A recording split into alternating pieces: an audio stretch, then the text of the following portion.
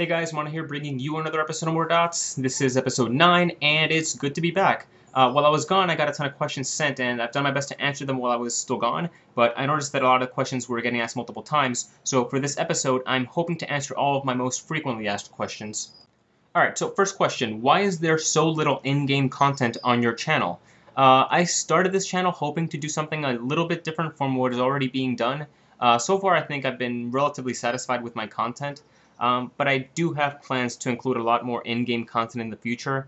I don't want to hype this up too much or make any promises that I can't keep, but I am planning on having more in-game stuff once patch 4.2 comes out.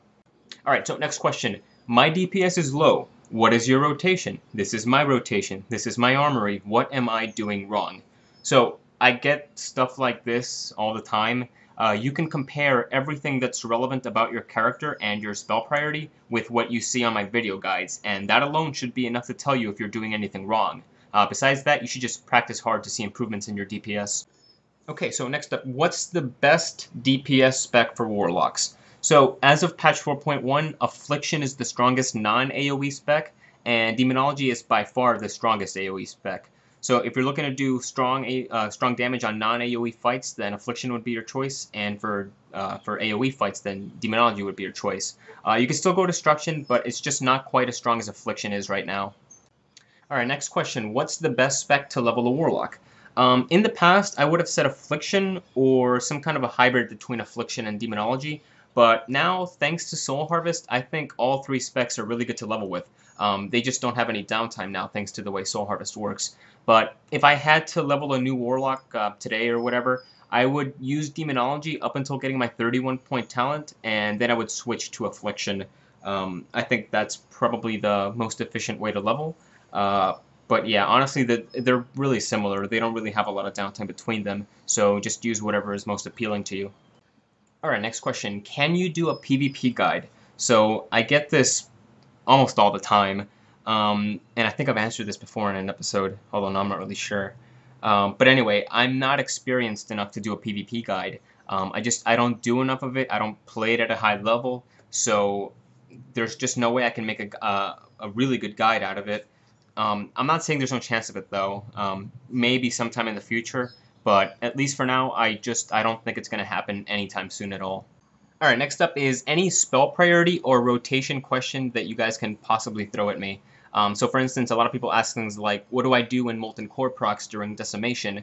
And generally speaking, just follow your spell priority for almost everything. There are rare occasions when you should deviate from it, but once you're good enough at following your spell priority, you'll know when you should make deviations. So yeah, just follow your spell priority and you'll be okay. Alright, next question is, how do I improve my DPS?